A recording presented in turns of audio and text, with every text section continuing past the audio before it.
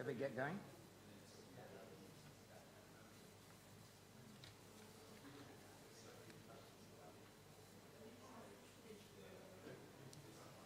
Okay, hopefully people have come up the stairs who are coming up the stairs, but welcome everybody to this session, Women, Life, Freedom, the ideas that inspired the Rojava Revolution and the popular uprising in Iran. My name is Peter Boyle and I will be chairing this session, but first of all, I would like to acknowledge the traditional owners of the land that we are meeting on today, the Wurundjeri and Bunurong people of the Kulin Nation, and I pay my respects to elders past and present. We are, as socialists, we commit to earnestly fighting alongside our First Nations sisters and brothers to decolonize Australia, which has had such a devastating impact on the first peoples of this country. This was and always will be Aboriginal land. Just some simple practical matters. The toilets are on this floor, just around the corner if you need it. And later on, if you need some refreshments or drinks, they're on the ground floor just past the loading bay.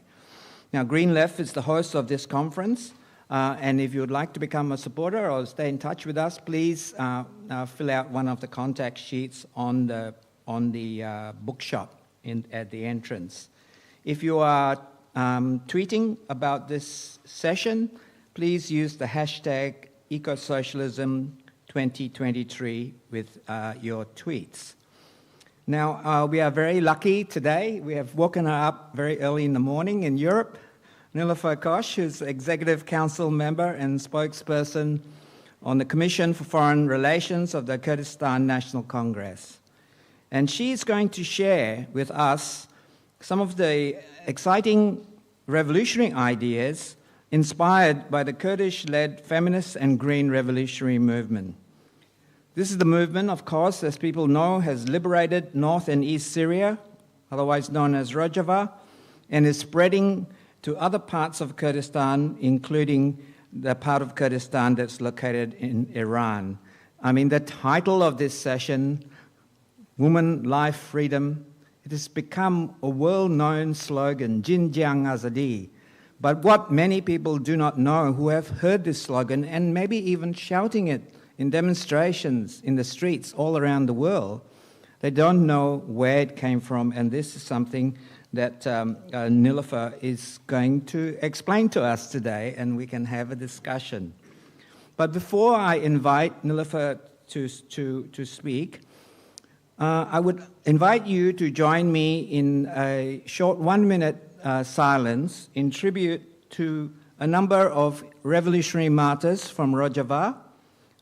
Yushra Davis, who was the co-chair of the Comishilo Canton Council, and Deputy Co-Chair Lima Sivas, who were murdered, who were assassinated by Turkish armed drones on quite recently, June 20th. And these killings, they are ongoing. Only this year, so far, 48 people have been assassinated by these Turkish killer drones, and 38 others have been injured. And of the 48 killed, 13 of them are civilians. So please join me for a minute's silence for these comrades.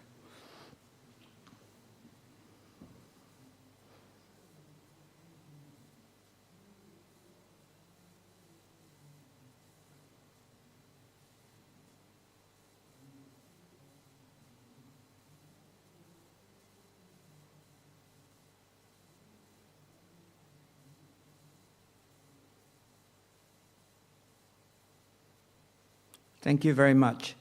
Sahid Namrin. Thank you and welcome. Nilüfer, it's all yours. Thank you, Peter. And thank you for the host, the Green Left, and good afternoon to the audience. I can't see you. Well, I will try to share a little bit the brief history of how the Kurdish movement discovered Xinjiang Azadi Women Freedom Life.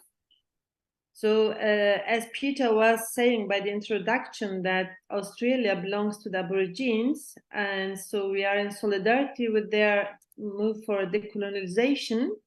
So we have a similar history, and Xinjiang Azadi is one of the resistance against actually colonialism. So it's not different than the history in Australia. Particularly these days, we are preparing ourselves for conferences and events in the city of Lausanne in Switzerland, because in 22 days, the treaty, the so-called peace treaty of Lausanne, will become 100 years. So we are now trying to organize, mobilize Kurds everywhere to stand with us and act against the Treaty of Lausanne and protest the Treaty of Lausanne, because it's the treaty which actually divided the country of Kurdistan. So the treaty was signed after the First World War by the victors of the First World War, led by the United Kingdom of Britain. And the idea was to create nation states over the territory of the former Ottoman Empire. So the treaty was actually the agreement to share the territory of Ottoman Empire, and the current borders of the nation states in Middle East have been drawn in 1923 in the city of Lausanne and signed on the 23rd of July 1923. So in this agreement, 3 parts of Kurdistan, the biggest one was given to the Turkish state, another part was given to Iraqi state, and the other part to Syrian state. The division of Kurdistan between Iran and Turkey was already done a few centuries ago in 1639 between the Ottomans and the Persian Empire. So the second and the most worst division of Kurdistan was done in 1923. The idea behind this treaty by Britain was to create a state on which they can rely to prevent the influence of the Soviet Union, because as you know, geographically Turkey is close to Russia. So Turkey was important to become a wall against the Soviet Union. That's why when you would ask me who created the Turkish nation state, I would say Britain. So the idea, that's the reason why Turkey is still in specific interest of the NATO and many of other countries who do believe to expand their power in Middle East and need a partner. This is Turkey. It was chosen 100 years ago. So the main problem of the treaty was not just to divide the land of the Kurds, but the most worst part was to deny the existence of the Kurdish people. So the Kurdish problem, or the Kurdish card, or the Kurdish question, whatever you call it, is a creation of this time. So the game was very simple, and I guess you know, it was like when two fight, the third rejoices. So a permanent situation of conflict was created. So sometimes the Kurds, because the Kurds never accepted the division of their country, since 1923, there have been many of uprisings against this. So, and all these uprisings most have been against Turkey, and then later on again Iraq and Syrian repression, the state repression. That was the game when two fights, the third one rejoices. So when Turks and Kurds fought each other, or Kurds and Arabs in Syria and in Iraq and Syria and Iran, then London rejoices, or Paris or Europe generally. So this was the game, and they kept the Kurds as a tool. The demand of freedom of the Kurdish people become a tool in the hands of the European capitalism, just to prevent through Turkey the expansion of socialism from Russia at that time, Soviet Union. So this is the this is the history behind. So, and Kurdistan became a colony of then 4 states. And exactly 50 years ago, in Nevruz, on Nevruz Day 1973, when Öcalan had his first meeting with some of his comrades at the university in Ankara, the first time when he said that Kurdistan is a colony and there's a need to start the struggle for against colonialism. So that's why when you look in the documents of the Kurdistan Workers' Party, PKK, they will say our revolution is 50 years old. So that's the beginning point. So, and in Kurdistan itself, so the Kurdish people have been colonized by Arabs, Turks, and Persians, but the Kurdish women internally have been colonized by patriarchy, by the man. So there's double oppression on women. So this is another part of history you have to know when we speak about Kurds, and to better understanding why Zinjian Azadi became a slogan for the revolution. So these are some important steps in the history to know. And the other important point is that before Treaty of Lausanne, the Arabization through Islam 1,400 years ago have been also part destructive on the matrilinear culture in the Kurdish society. So because Islam 1,400 years ago was a tool of Arab expansionism in the region. So it was influencing also Kurdistan, and it led to the change of the role of women in the Kurdish society. So because traditionally the Kurds had strong elements of matrilinear society. So first restructuring through Arabization, and then later on through the Treaty of Lausanne. So Lausanne was the worst part of our history in the last century, because permanently, systematically, three steps have been done in Kurdistan. The first is genocide. It means ethnic cleansing of the Kurdish society. Secondly, parallelly to genocide, feminicide. And feminicide doesn't mean just physical killing of women, but also raping women, kidnapping women, discrimination, special laws of discrimination by the colonialist power over Kurdish women, and also discriminatory policies of patriarchal male-dominated society in Kurdistan. So this is also part of feminicide. So it's a parallel process to genocide. And then, of course, ecocide in Kurdistan means destruction of exploitation of all natural resources of the country, particularly building of dams on the rivers, and also still this burning of the forests in Kurdistan still continuing until today, like we are experiencing this in Turkish occupied Afrin, the Kurdish city Afrin in Rojava. So ecocide is a part of colonialism, which has been committed in the last century. In Kurdistan, the level was achieved that the matrilinear ruled society turned to total patriarchal society. Through colonialism have been oppressing Kurdish women. There's from hostile nation states, Turkey, Iran, Iraq, and Syria, and then also through Arabization and glorification of the man in the Islamic rules. So women have become then another colony of men. So that's why in the the elements in the matrilinear society of the Kurds, in this historically women have been the symbol of life. Jin and Jian have been together because the roots of the terminology of Jin and Jian are the same. Women and life are the same. But because of colonialism, the things changed radically. So between women, Jin and Jian, there was a gap. So between life and women, gap come up. So, and this is the question in 1887, when Öcalan for the first time says, well, the Kurdish society is a mother-ruled society. Why? The vital part of being women, life is distracted in Kurdistan amongst the women. Why there's a gap between life and women?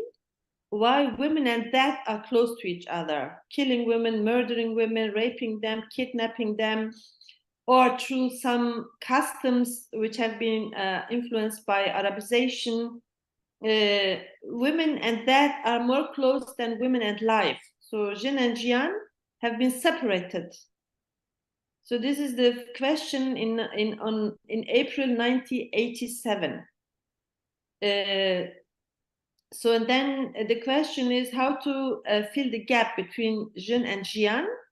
For that, the idea is to organize women, awakening women. So the PKK's revolution start to awakening the Kurds from colonialism, but also in this revolution, awakening the women for women's liberation. So it's a starting point to fill the gap between Jin and Jian. In 1994, then for the first time, the terminology of Jin Jian is used as such. And from 1987 until 1994, so there's a process in which women start to organize themselves. And it's a time period when, after the collapse of the Soviet Union, Öcalan was terribly busy to questioning the reasons for the collapse of real socialism. So in the parallel process, when he's questioning ideologically, theoretically, the reasons of the collapse, so more and more women are joining his movement. And he's looking for his proletariat, and the women said, well, we are the proletariat, we are here. So, the women, participation of women in this movement helped him to find his proletariat in the new form of a new socialism, I would say Kurdish socialism. So, and he then was the one who was standing always next to women, and women have been the one who have trusted him so much. So the women's freedom movement helped him to find the reason of the collapse of socialism, because it was not recognizing the women as a colony during the history of capitalism, feudalism, whatever. When you look in historical materialism of Marx, the periods of time, so there's no specific space for analyzing the circumstances of women through the whole history.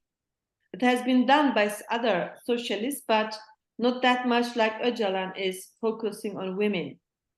So as I said, in 1994, so women had their army already in 1993 and start to fill the gap between Jin and Jian.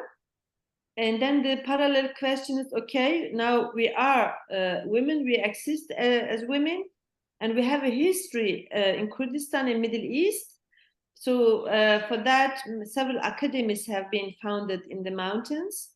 So in the women's armies, you mustn't understand the army as a military unit. No, the army was just because it was happening, all the process happening in the mountains. And since you are under attack of the hostile forces, you have, of course, to protect yourself in regarding self-defense.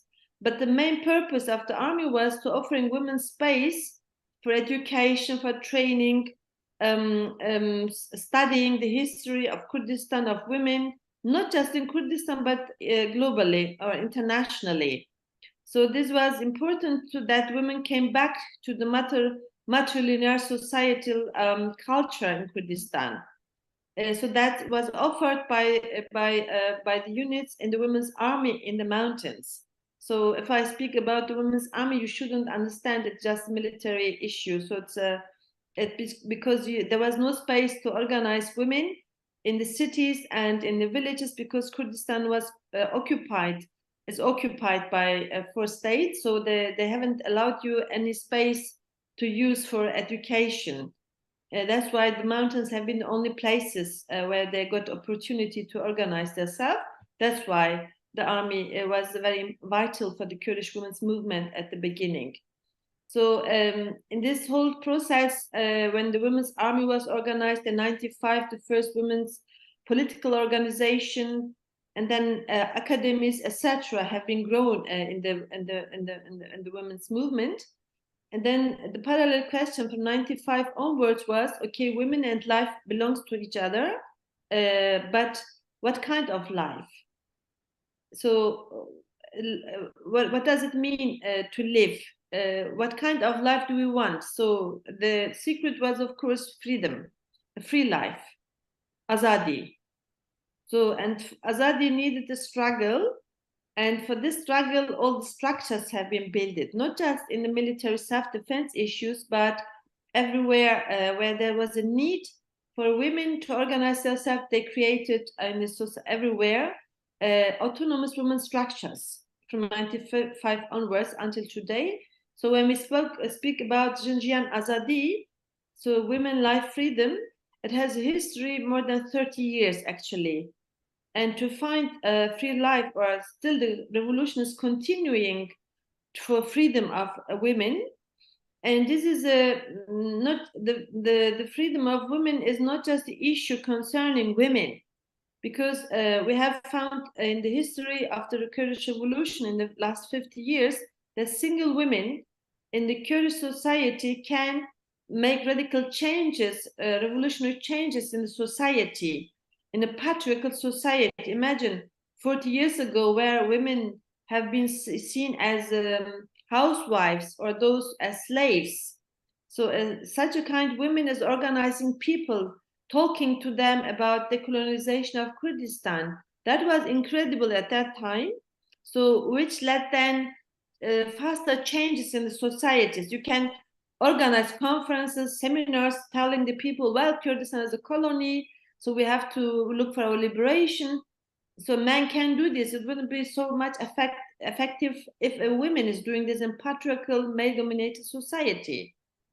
So this is the particular specific point of the Kurdish revolution, that women are playing a key role in social revolution, in changing of the society, overcoming the elements and customs and culture of patriarchy as a grand godfather of capitalism. So the Kurdish women's movement is actually the main power, the main ideological power of overcoming capitalism, which infiltrated the society through male domination and religion and other forms. So that's why it's a different art of revolution in this century. And as we have seen, it led also to overcome a new wave of new colonialism of the region through proxy elements like Islamic State, Taliban, whatever you call it, or Boko Haram. So this is the new wave of colonization of the region, with the highest peak of using religion as a tool. It's nothing else than creating again the control of patriarchy over the societies in Middle East. And they try to do this particularly in Kurdistan because they have known that the Kurdish women have been already changing the society radically. So through building of mosques in all parts of Kurdistan, they couldn't bring back the culture of housewifeification. So the women have been always on the streets. So because the Kurdish women's movement slogan is getting out women from the houses, ending the culture of housewifeification. So, and Turkey, for example, during the time of Erdogan, they have built 10,000 mosques in which the imams prayed or applied to the men, get your wives back to home. Or the same is happening in Iranian Kurdistan. And also Saddam did the same. Through Islam, they tried to use the Kurdish men against the women, because they knew that there's a hidden power in the Kurdish women, as those who have been protecting during thousands of years the Kurdish culture, language, because through women, the history was given by oral traditions. So they have been the one who kept the Kurdish culture alive, so the women. That's why there was a specific policy by Saddam today in Iran, in Iraq, and also in Syria, and also Turkey. The specific systematic policy of feminicide against Kurdish women. If you want to destroy the Kurds, you have to attack first the women by different manners. So, and with the Kurdish revolution 50 years ago, the process of the Kurdish women, the position of the roles which the society gave the women has changed radically. So that's why through Islamic forces, so-called Islamic forces like ISIS, they want to get back, bring back the women to the houses, or to make them slaves in the homes again. So, and the revolution in Rojava showed that it was too late for those who had this kind of strategy to colonize again the Kurdish women, because they already had a lot of experiences and they gained self-confidence and had their own female perspective. They had their own armies, their political parties, their academies, and then later on their genealogy, the science of women. So it was not easy, and women, they understood this primarily. What is the story behind this kind of proxy groups of Islamic State or the Wagner, whatever you call it, the paramilitary instruments, because these have been used against the societies by first attacking the women. So, and in this, that was incredible in 2014 when 5 female fighters in Rojava and also in Sinjar, because again, history repeated itself against Kurdish women in the case of Yazidi women in Sinjar in 2014. As you still remember, thousands of women have been kidnapped and sold on the slave markets. But before ISIS did this in Sinjar, it was done in 1925 by Turkey in northern part of Kurdistan. Later on in 1937, when the rebellion of Dersim was beaten terribly with 70,000 deaths. So at that time, hundreds of Kurdish girls and women have been sold as trophies to the Turkish soldiers and high-ranking officers. So, and then also Iran did the same, selling 800 Kurdish women to Uzbekistan, for example. And Saddam did the same during the time of Anfal, kidnapping and selling Kurdish girls and women, young girls in age 4, beginning with 1 until 12, and selling them to Arab states. So the peak was the experience of this bloody history was then in 2014, when ISIS came and did the same, tried to do the same with the Yazidi Kurdish women in Sinjar in 2014. But this time, our history changed. We changed our history. As Kurdish women, we said, no way, and defeated the Islamic State in Rojava and also in Sinjar. And today, and this slogan, Jinjian Azadi, it's a whole history of 30 years women's struggle. So women and life are together, and women are the key for free life. So Jinjian Azadi is not just concentrated of the liberation of women, it led to social changes, societal changes, radical changes, democratization of the society by liberating the half-part slave of the society, which have been the women.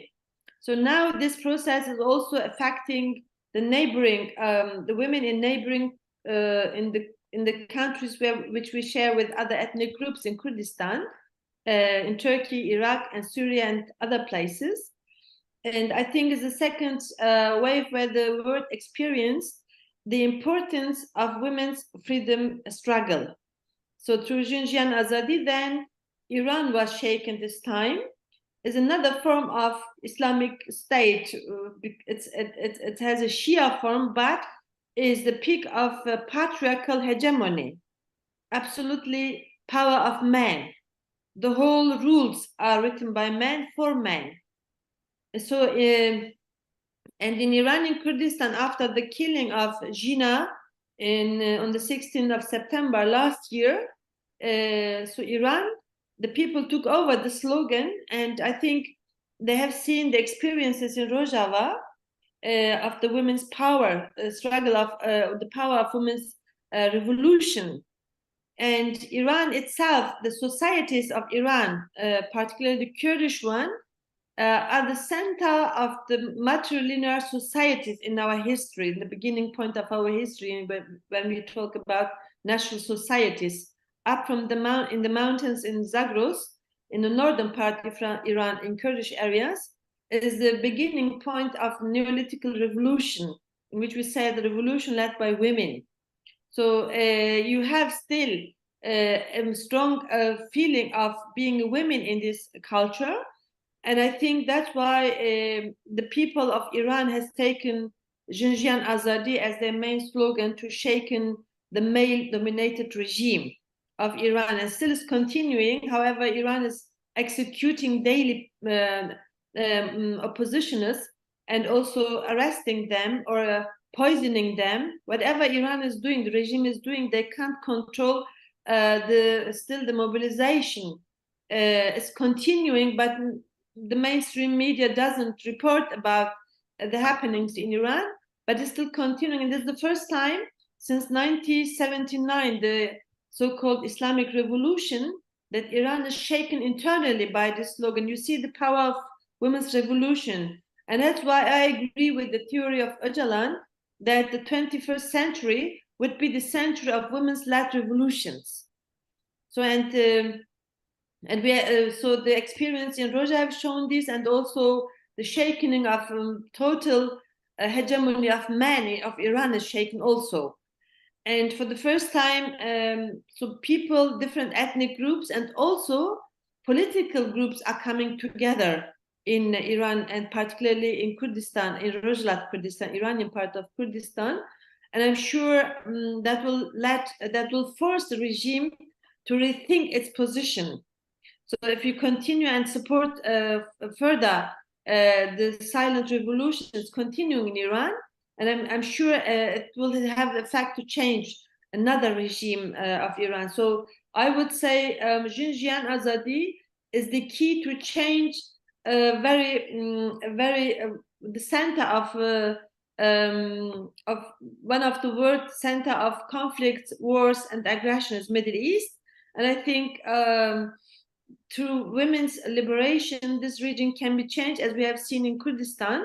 So the power of organized women, the power of mobilization of women's movement changed in a very short time of history. 50 years is nothing in history. And today, nothing can happen in Kurdistan without the participation of women. So the system of co-chairs is spreading everywhere, even in Turkey during the last elections. However, Erdogan has done everything to beat us, but we had the most female candidates in the elections, and we have still the most women MPs in the Turkish parliament. And next year in March, there will be local elections in Turkey, so means mayors are being elected. And we are now preparing our list of women. So because we do believe that through women is the only way to get rid of patriarchs like Erdogan and Raisi or Bashar al-Assad or al-Sudani today in Iraq. And I think people of Middle East have seen through the Kurdish Women's Revolution that if they want democracy, they have to decolonize the women. So this is the first thing they have to do if they want to live in freedom. So this is a call also to the men in Middle East. If you want to get rid of wars, aggression, militarism, the only way is to change yourself by accepting women as free members of the society. And I think this was our contribution to all the people in our neighboring countries. But I must say, whenever something is getting on the mainstream media, unfortunately, there are a lot of misuse of revolutionary processes. Like we have experienced it in Jinjian Azadi. They have been applauding for Jinjian Azadi, also by the states who forbid PKK, for example. In Germany, there was a funny experience we made. So as you know, in Germany, PKK is forbidden and they hate the name of Öcalan. But even the Minister of Foreign Affairs of Germany was applauding and carrying the banner of Jinjian Azadi. We said, what's going on here? So, and also in London and other places, the ruling powers have been using Jinjian Azadi. We said, what's going on? We don't know what, they don't know where the creator of this slogan is actually Abdullah Öcalan, and improved by the women in the PKK. So the address is clear of the root of this Jinjian Azadi slogan history. And then people have been now in Iran, there was a company selling anti-aging creams called Jinjian Azadi, and some people have been using Jinjian Azadi as a label for red wine, and then some queer movements have been using Jinjian Azadi for queers. So I think Jinjian Azadi became an inspiration, but I don't think it's. We have to be careful not misusing this, because thousands of women lost their life until they brought Jinjian together, and then later on added Azadi to Jinjian Azadi.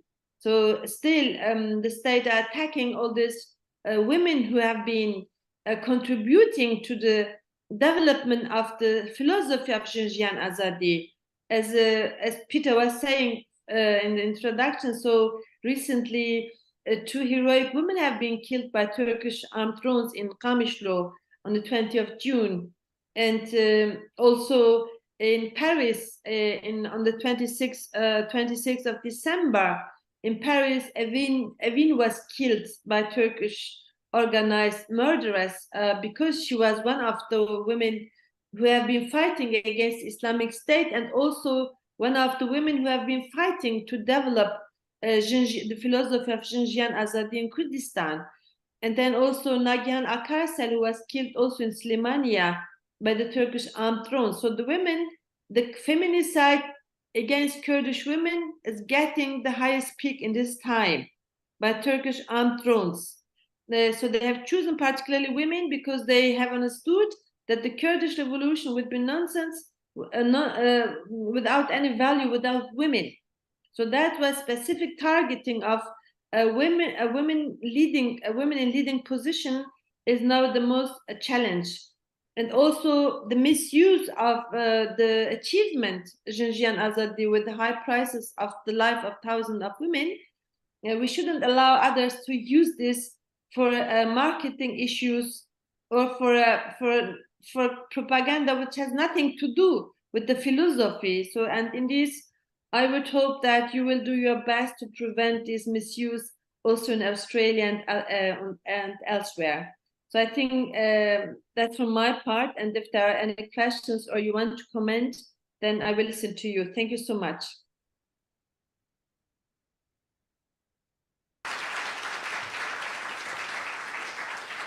Thank you, Nilüfer. And now we have a lot of time for some discussion and questions. So if you would like to make a comment or ask a question, please just raise your hand. And if you can come up here, please do. If you prefer, I can take the mic and pass to you down here, if you can come up down here. So don't be shy. Yes, okay. Can you come up? Is that easier for you? For me? It's easier.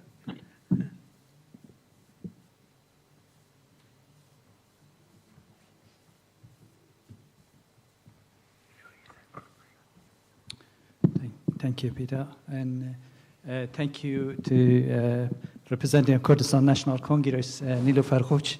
Nilüfer, as a member of our Kurdish community and member in Melbourne of Kurdistan National Congress, my question is this: you mentioned particularly deep on the Lausanne Agreement and also the revolution in Rojava, Jinjian Azadi, that uprising. Would you agree? Internationally, since Lausanne Agreement, not just militarily, but there been a political and economical embargo in entire Kurdistan, in political structure worldwide. And for one of reason that today Iranian regime has been able to continually oppressing, despite the heroic of Kurdish women that been front runner of Jinjian Azadi across not just Rojava, but entire Iran. And one of the suppressing element of this back to political embargo that gave key, another word I could say, would be correct to say that internationally was Iranian regime get a strength to oppress Rojava, and Iranian people had some political backing, not just media. It would be different story than what we've seen. There would be different. As I recall, a lot of Kurdish people in the center of after murder of Jina Amini, they take a lot of city in their things. They're well mobilized, but unfortunately, internationally been left alone and slaughtered.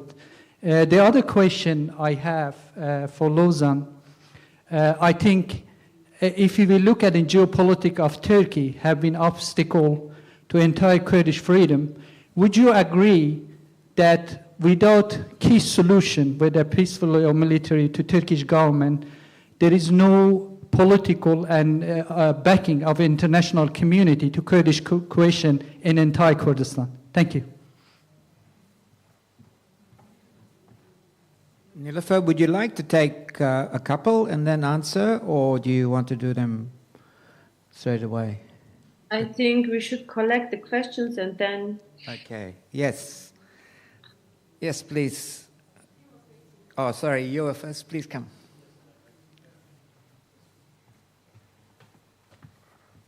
My question is a lot more straightforward than that, perhaps, but the revolution in Rojava has been... one of my teenage memories was the picture, the poster of the Sandinista woman with the machine gun over her shoulder, nursing the child, and the revolution in Rojava. It's so inspirational, but my question is related to the Ecosocialism conference that we're in attendance today is, given you mentioned the eco side, I'm really interested to know what the relationship to the ecology, the changes in the women's leadership roles in Rojava is. Farouk?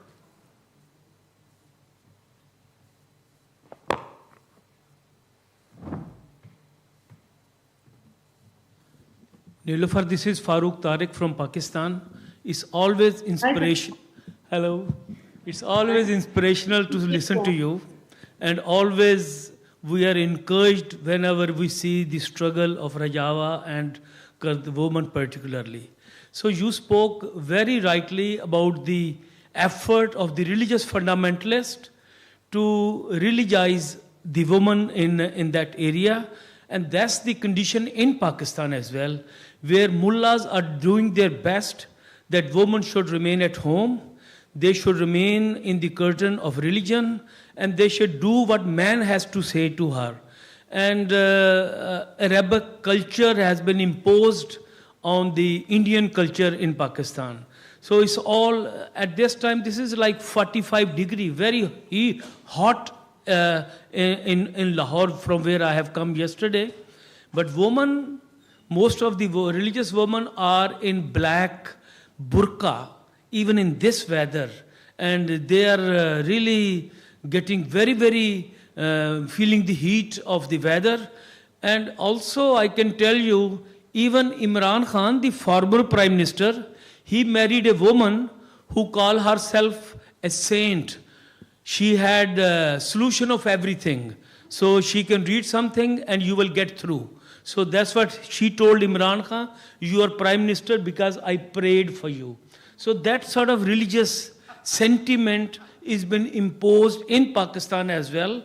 And that's a common fight we have to do in Muslim country, fight against religious fundamentalism, because religion does not solve anything. Religion has to be separated from the state. State must be independent of any influence of the religion. Thank you, Nilüfer. I just want to hear your comments. Is that enough, Nilüfer? You want to have a go at these questions, or shall I take more? Okay. Well, regarding the questions of Herki, I would say, well, I think we shouldn't look so much on the states, what they will do with Turkey and Iran is clear. So, finally, there was recently a report published by the German government. It's called the National Defense Strategy of Germany. For the first time after the Second World War, Germany is publishing such a national paper. And in this paper, they say, well, we are passing a multipolar world, and it means friends, and you can be friend and by same hostile to in competition with other others. That means you have to move in the multipolarity in politics, and this means that interests of states are changing often. So that's why I would say you have to be, of course, very flexible to follow up which state is coordinating, collaborating with which other state. For us, this is important, particularly who's now supporting Turkey and who will not support Turkey, or who's supporting Iran and who's not supporting Iran. So we have in this be very flexible. But generally, I would say that the key state in which is, well, let's say, has the say on Middle East is the US. So, and comparing the US policy with the European colonial policy on Middle East and particularly Kurdistan, I would say the US is now challenged that to see the Kurds. So the Kurds are very loud. The problem is now the challenge for the US after 100 years of Lausanne, because the Treaty of Lausanne could not stop the demand of the Kurdish people for freedom. However, Lausanne denied the existence of the Kurdish people, but on the 24th of July, we will shout in Lausanne, say, listen, we are here. So you couldn't finish us. Even your genocides, feminicides, ecocides could not destroy this ancient people of Middle East. The Kurds, we exist, and we want to be recognized as a nation. And so because we don't exist politically and legally in the frame of the UN. So we are accepted in the Turkish constitution as Turks, and in the Syrian constitution we are Arabs. Also now in Iraq there's a change, but in Iran there's a province called Kurdistan, but they forbid the education mother tongue. So Kurdish customs are forbidden. So they force Shia religion on the Sunni Kurds in Iran, for example. Through Islam, the Kurdish people is forced to be assimilated to the Persians, also the Baluch people, and also the Ahwas people and Azeri people in Iran, because Iran is a multi-ethnic country like Turkey, like Iraq and Syria. So, and I think all these uprisings, I think the US is considering all these uprisings. So the problem is whether they will be able or interested to turn all the nation states to federations. So that's their part. But I think most importantly for us is what do we want as a people. And as I have followed up after the effect of the influence of Xinjiang Azadi in Iran, I see that people are coming together. We had a conference in the European Parliament a month ago. It was exactly on the same topic. Is that can we save Iran through reforms or revolution? And we have seen in this conference the Kurdish different political factions of the Kurds of Rojava, and also different political fractions of Baluchistan, Baluchs, and Ahwas, the Arabs of Iran, and few Azeris. They could sit next to each other. And we invited all the political wings of the opposition of Iran. And first we brought all the Kurds together, those who have been competing each other. So for the first time, it was easier to bring them together. And then the interesting thing was the leaders of these political parties have told us at the conference publicly, said wherever we go, wherever we organize meeting, people are looking if there's women on the podium. So they're forced to bring women in politics. All these very so-called revolutionary movements, except those from tradition of Öcalan and PKK. So you see the changes in the leadership of the revolution is important. I don't care what other states will do with Iran and Turkey. So I mean, it's not that I don't care, but I can understand what they will do. And but I think strategically it's important for us to organize the grassroots, to bring the different ethnic groups together. And it's the best form if they agreed internally that they have to include everywhere women. Then I will say as a women, these are revolutionary movements, those who allow women to participate by their free will in politics, in decision-making organs and bodies.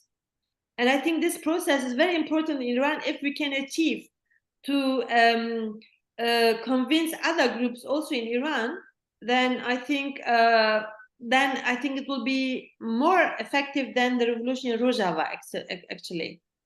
So because Iran is one of the states is destabilizing the whole region. And the international community or the states are keeping silent. However, many of the head of states, female head of states, have carrying the banner of Xinjiang Azadi after Gina's murdering. But in case of Iran, they're very carefully because the interests, the bilateral interest with the states has more priority than human rights and democracy. We know this all. And I think they will continue their trade and their support with because there are a lot of economic or trade agreements between in bilateral relation of states. But the new thing is that Iran is so much challenged by still the continuing ongoing revolution, so that they decided to attack particularly the Kurdish freedom fighters of Rojava, Kurdistan. So since 1 month, they declared war against the guerrilla fighters of Pejak. So all their headquarters are bombed daily, and they are also using drones to attack particularly female fighters of Rojava, Kurdistan. So it's a kind punishing the Kurds because they led to revolution. And generally the Kurdish freedom movement led by the PKK is very careful not to respond Iran with a war, because that will be strengthened the hands of other states who created the Ukraine war to punish Russia. So we are not interested to have another war in Middle East. I think that in this we all agree. So it's a very sensitive political process now. But I think what is easier than Iran to bring a change in the region, because I think the new Padishah or Sultan who is leading Islam, so-called Islam, is Recep Tayyip Erdogan, the president of Turkey, and he was also a close friend of Imran Khan of Pakistan, and both are going back to the roots of the Muslim Brotherhood ideology, base of Salafism, a very dangerous ideology from my perspective as a woman, and also for all diverse cultures in our region. And I think weakening the Erdogan regime is today much easier because after 20 years, he brought the state to a point of collapse. He was investing all the state resources in the war against Kurds, trying to occupy Rojava and Bashur Kurdistan, Iraqi Kurdistan, and also doing sometimes in coordination with Iran, attacking position of the Kurdish fighters in on the other side of the border in Iran, and Turkey. So I said at the beginning, we are preparing ourselves to protest against the Treaty of Lausanne on the 24th of July in the city of Lausanne. And Erdogan is doing the same. He said, well, I reject the Treaty of Lausanne because they divided the former Ottoman Empire, the territories of former Ottoman empires, and these I want to get back. So he says he wants to firstly get back Syrian part of Kurdistan, North and East Syria. That's why he's fighting and killing with armed drones, and also getting back parts of Iraqi Kurdistan, so the Kurdish region of Iraq. So this is the reason of war, because he said in the second century of the Turkish Republic, because 3 months after Lausanne Treaty, the Turkish Republic was founded in 1923. On the 29th of October, the Turkish Republic was founded, and it was founded by Atatürk. And Erdogan says, I will become more important than Atatürk and create a second Republic of Turkey. And by doing this, he wants to get back some former territories of Ottoman Empire, which are the weakest part of Syria and Iraq. So weakest because these are, from the state perspective, places of vacuum. So it's Kurdish autonomies, but it doesn't have any political or legal status. So that's why it's easier for Turkey to occupy, since Iraq and Syria are not powerful enough to prevent Turkey. And since Turkey plays still important role for the NATO, as the only Muslim state in Middle East, a partner of the NATO. But like many states, Erdogan has his hegemonial strategy, saying also first Turkey first, like Trump said always America first, and Joe Biden said the same, and the German chancellor saying also Germany first, the one of UK saying UK first, and Erdogan is doing the same. So this first led them to compete each other. So there are contradictions in their interests between Turkey, European Union, Turkey, NATO. So this is an opportunity for us to convince them, listen, with this regime, you can't continue. So there's a need for change in Turkey. This man is bringing Turkey to economic collapse. So that's why I think it's a good opportunity to strengthen the Kurdish movement, particularly with the Turkish revolutionary movements, the people in Turkey, the democratic Muslim community in Turkey, because Islam is not just the tool of the states, but as also a culture amongst the society. Bringing them together, I think, will be more helpful to overcome this regime. The issue of ecocide in Kurdistan as a part of colonialism, let's say the building of dams on the main rivers in Kurdistan was firstly to control water, not just against the Kurds, but also against neighboring countries. Like Turkey built several dams on Tigris and Euphrates. So it's forcing, sometimes it's cutting the water to Syria and Iraq. So we had these problems in the recent years, particularly in the springtime. Turkey is controlling by controlling water through the dams, so that this is a part of emptying the country. So if you don't have water, you can have agriculture. So this is a tool which is using particularly against Rojava and also against Iraq. However, Turkey has agreement with Iraq, so that they have to offer Iraq with water supply from Tigris, and the same is done by Iran. So they're building channels on the dams, building channels so that the Kurdish regions can't get water.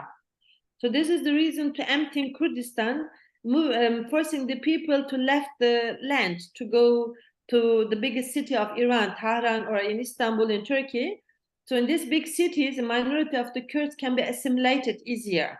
So ecocide, and also we have seen the architecture in Kurdistan is not that strong because it's a colony, and with the very cheapest materials, houses have been built. And we have seen in February during the earthquake, we lost 100,000 people in Kurdistan, in Turkish occupied Kurdistan. So corruption is a part of colonial policy of Turkey over Kurdistan. So you can build houses without being controlled which material you use, and no architect is controlling the building. So because Erdogan don't care if Kurds die. We have seen this in the February earthquake. Another part of ecocide is, for example, because of policy of occupation, very, very ancient forests have been burnt down. In Iraqi Kurdistan, for example, trees of 500 years have been burned to build highways to the guerrilla areas. The whole land is, they use landmines everywhere, so to so-called control the move of the guerrilla fighters. And the exploitation of natural resources like oil, gas in Iraqi Kurdistan, nobody's controlling this. And then the raffination of oil is not controlled. It's harming the health of people in Kurdistan. So all the elements of ecocide is used to have a Kurdistan without Kurds, to force the people to leave the country. This is a policy of ecocide. It's changing the infrastructure of life of the people. So this is a very dangerous part of colonialism in Kurdistan, I would say. And in case of religious fundamentalism, I think I agree with Tarek, because we have the same. I mean, we made the same experience with Erdogan, and also with his peak the Islamic State and other several groups of proxy groups of Islamic fundamentalism. And I'm personally not against Islam, but I agree that religion, whatever it's Christianity, Judaism, or Islam, or Buddhism, whatever, it's a private issue of the citizens, not the state. But unfortunately, this tool is used to control the societies over women.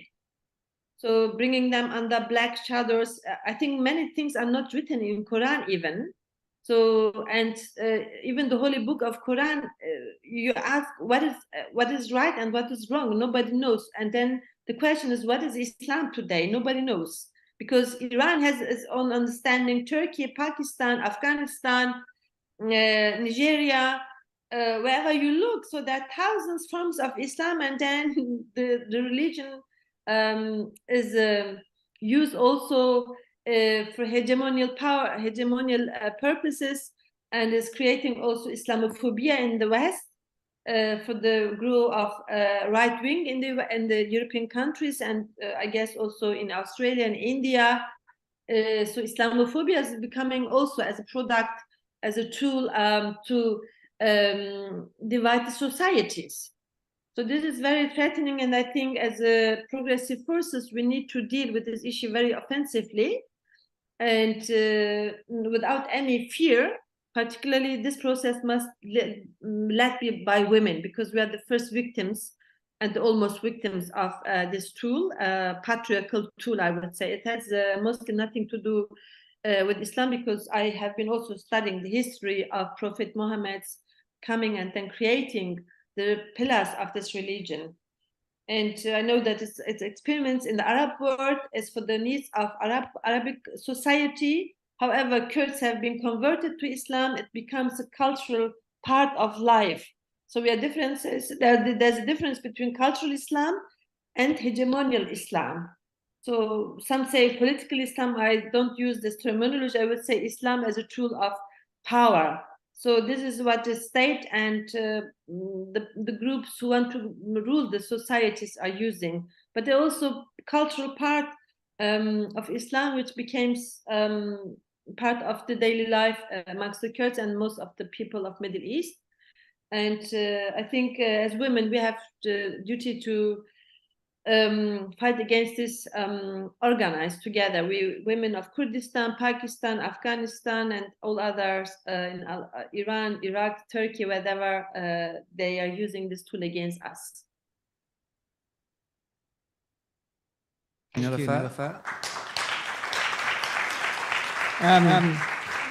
Probably going to run up soon, but can I cheat and ask you a question, please?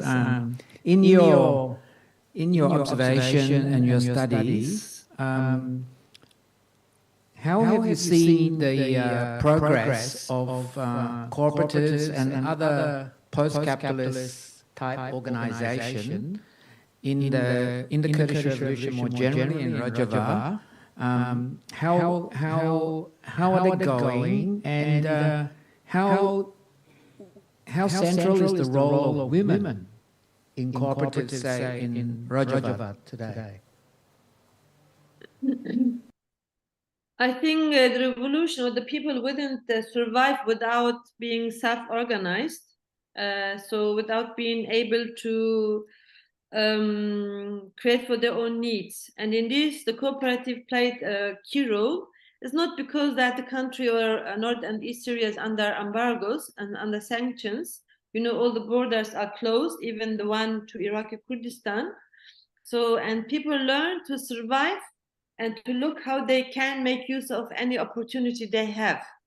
So most of the needs are organized in cooperatives in agriculture. I would say the majority of the cooperatives.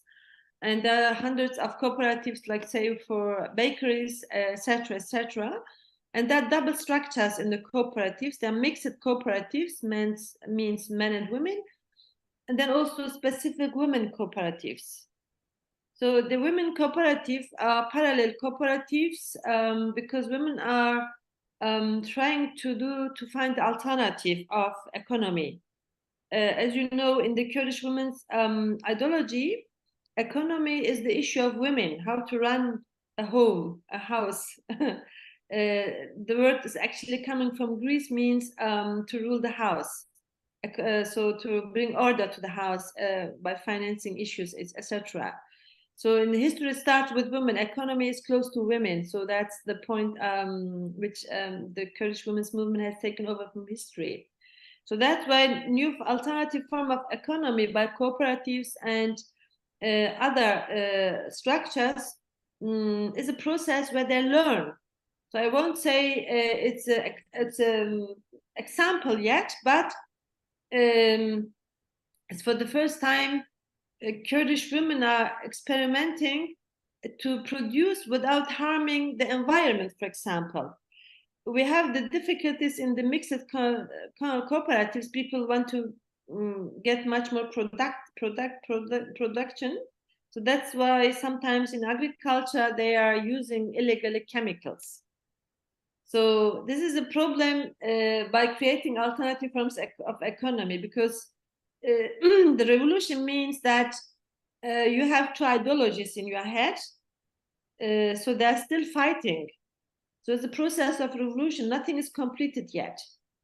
So it's you explain to people why the capitalist part of ideology in your head is wrong through the academies. So it's a process. You can't force the people to say no. Don't ask for much than you need. So they will look for this, but then you create the other alternative, and this is done by women's cooperative. They are more close to kind of socialist economy, not like the one in Soviet Union, kolkhoz and solkhoz, this issue, no. So the environment, how they work together, the way how they share the incomes together, and giving also part of their income to other women group who want to create a cooperative. It's a mechanism of change. It's continuing, and I think and the women cooperative are really more careful not to harm the environment. Means not to mess the water, the soil, and they're also now looking for alternative energy. So solar energy, for example, this is a new way in which some women cooperative are focusing on, together with the Academy of Genealogy, the science of women. But the problem is they don't have enough staff for building these structures, because, as I said, all the border gates are closed and they can't buy anything from outside, worse than in Rojava. And this, so through women's cooperative, you really build a new understanding of economy. So without exploitation, without production, without harming the environment, this is possible. And this is experimented in the women's cooperatives in coordination with the Academy of Genealogy, which is giving also always alternatives from history, how our grandmothers, grandfathers have been working without chemicals on the land, and being very economic with the stuff they have, and learning not to look for much more than you need. So this is a kind of self-discipline, and it needs to be the process needs to be contributed by academies, particularly of genealogy, and it's 12 years of revolution is nothing really. So it's right at the beginning, I would say, but it's good in the right direction, I would say. And if we can spread this later on, I think then we can also create alternative against the idea of exploitation of natural resources, being more respectful to soil and water, learning as human to respect the trees, because they have also their spirit. The land, the earth, the soil, everything is alive.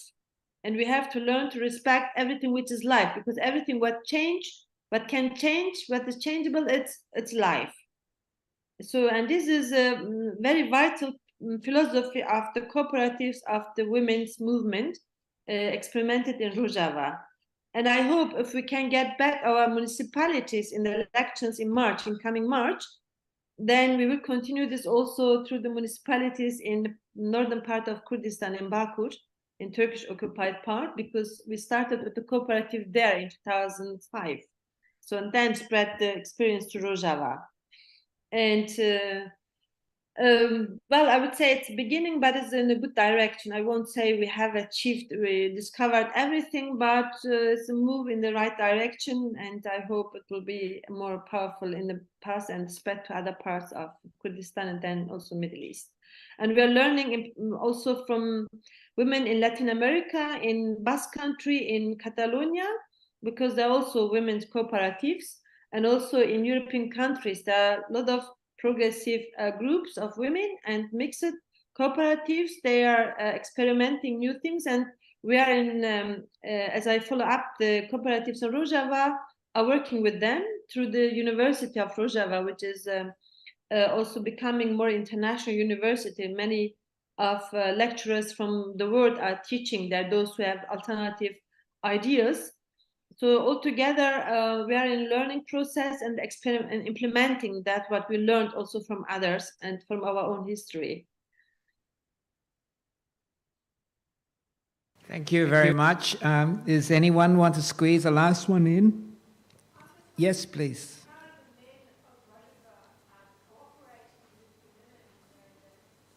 Could you hear that, Nilüfer?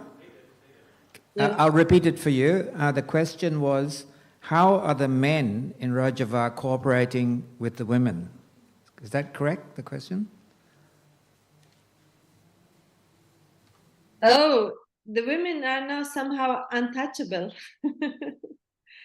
It's become a social culture in Kurdistan that touching a woman verbally or whatever, it's can be very dangerous. And I think when we fought against patriarchy, we haven't seen the man as our enemy, because we said this is ideology, patriarchy. So, and the secret was, why should we keep us busy with the man? We should change ourselves first, and we change a lot. So a man in Kurdistan wouldn't find so easy a traditional women. So there's women from housewifeification culture. So might be there are few, but in generally it's not easy to find a woman in Rojava which would serve for the needs of a man. So, and this led to change, force the men to change themselves. And interestingly, this culture is now going to Rojava, Kurdistan, to Iranian Kurdistan. As I said in the conference we had in the European Parliament last month, two of the leaders of the eldest Kurdish parties of Iranian Kurdistan, Rojava, Kurdistan, I was shocked when he said, he said to the audience, wherever I go, there must be women next to me since the Zinjan Azadi revolution starts. So this is the beginning also for Iranian Kurdistan, and I think this is also the right direction. I think the men learned that the women wouldn't harm them when they are free. So there was a smooth or the soft and silent revolution going on through the organized structures of women everywhere. So when you are a man in Rojava, wherever you go, you will see something everything has to do with women, because women are organized everywhere. So nobody asked the men to give them their freedom. So we took our freedom by self-organizing.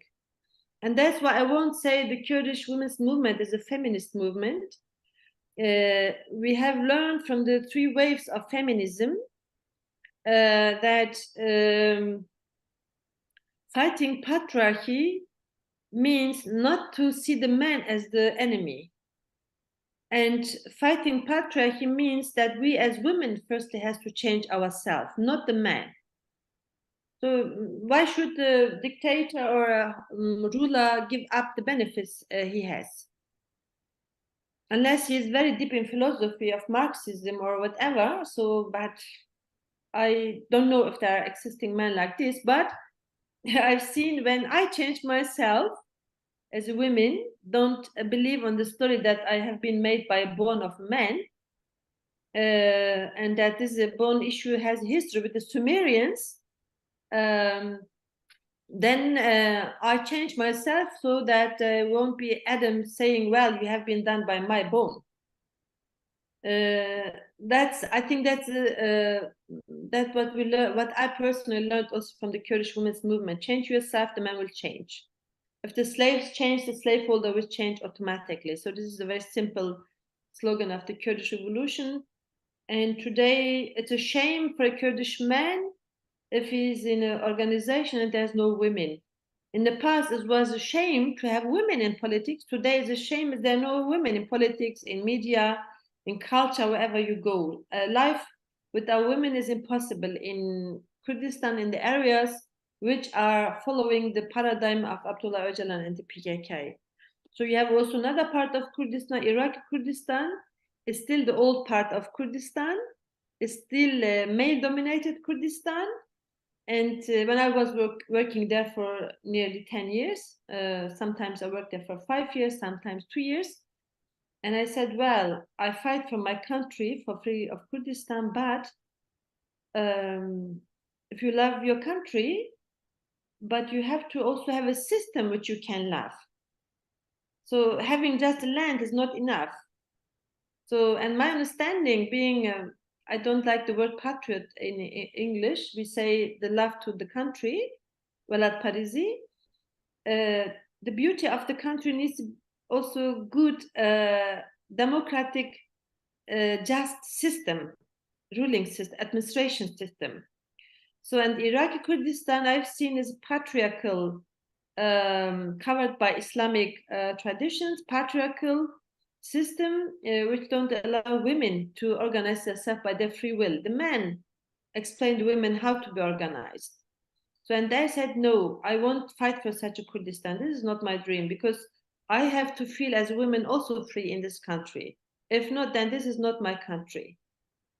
So, and this is my personal experience. I would love Kurdistan without the political system which offers me as women, and the Christians, the Armenians, the Assyrians, the Arabs, whoever share this land with us, if they're also free like I am, and if they have the same rights I have, then I would say this is my Kurdistan.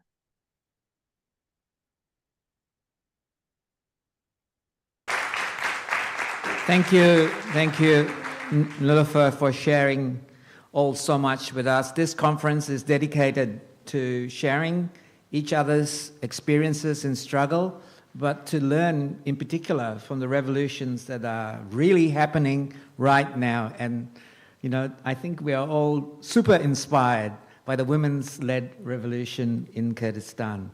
So let's give a big hand of applause for Nilüfer. And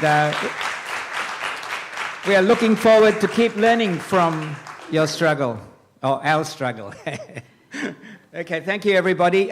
This is the end of this evening's sessions, but tomorrow we'll be starting again at 10 a.m. and there are going to be 4 interesting workshops, one on the Myanmar Spring Revolution and Rohingya genocide in this hall, on patriarchy and the origins of women's oppression. I think we are continuing a discussion that we had here, climate justice in the global south downstairs in the Ballot Mill room, and capitalism in crisis in the Wuk Kiri Bang room.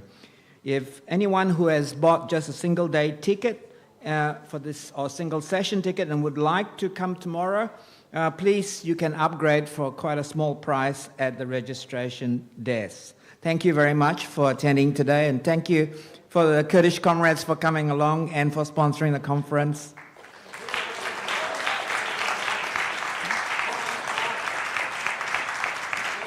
Oh yes, and tonight you're all invited, of course, to a cultural evening and meet some of the other international guests who are here from other countries. You can find out at the registration desk. Thank you, Nilüfer.